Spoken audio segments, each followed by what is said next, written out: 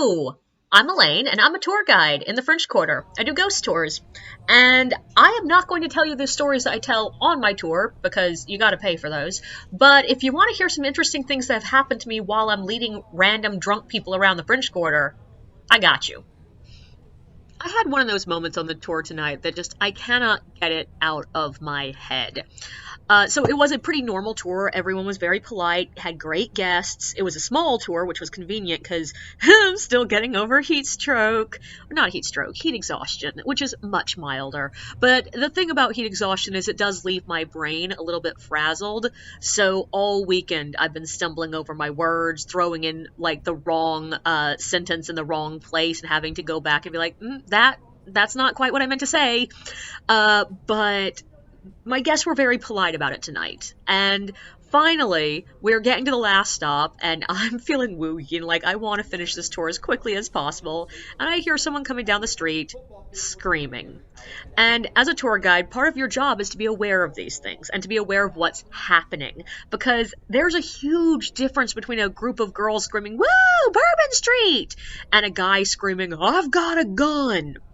The first one means you talk over them and ignore them. The second one means you get your butt out of there as quickly as possible. It does not matter if the man is lying or not. It does not matter if you think he's lying or not. You get your group and you go.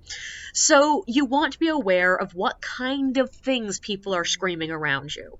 And, objectively, tonight, my brain just wasn't screwed on well enough for me to talk and listen to him speak at the same time. So I just paused.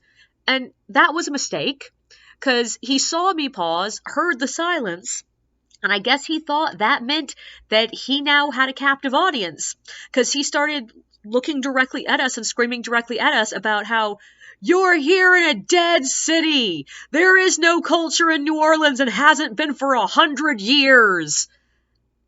And I was just like, dude, seriously? That's the dumbest shit someone has screamed at me on the side of the road in years. Because first of all, as long as there are humans interacting with each other, there is culture. It may not be interesting culture, it may be rather boring culture, but it is culture. Like, honestly, television shows are part of culture. Movies are part of culture. Books are part of culture. But also just like the way people talk to each other are part of culture. And to say that New Orleans culture is somehow dead is the dumbest shit. Like, we still have live music everywhere, we still have art everywhere, we still have, festivals on an almost weekly basis. New Orleans still has its own separate language that is unlike any language in the rest of the world, and I'm not talking about Cajun French. That is its own separate thing. But no, I'm talking about the linguistic quirks of, the who dat accent and, the language that is specific to how New Orleanians talk.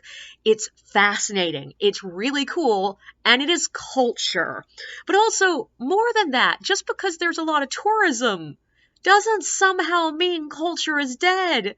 Tourism exists because of culture, and tourism is part of culture. And also, if you think it's been 100 years since New Orleans had culture, that means that you think we had culture in the 1920s. Which, yeah, the 1920s was cool. It was a big jazz era. Lots of stuff was going on. It was also the time of a lot of mafia murders in New Orleans. It was a time we were heading into the Great Depression.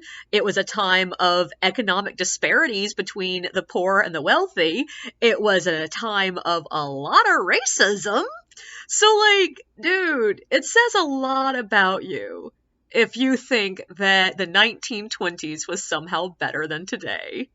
Don't forget to like and subscribe, and feel free to share your own experiences in the comments below.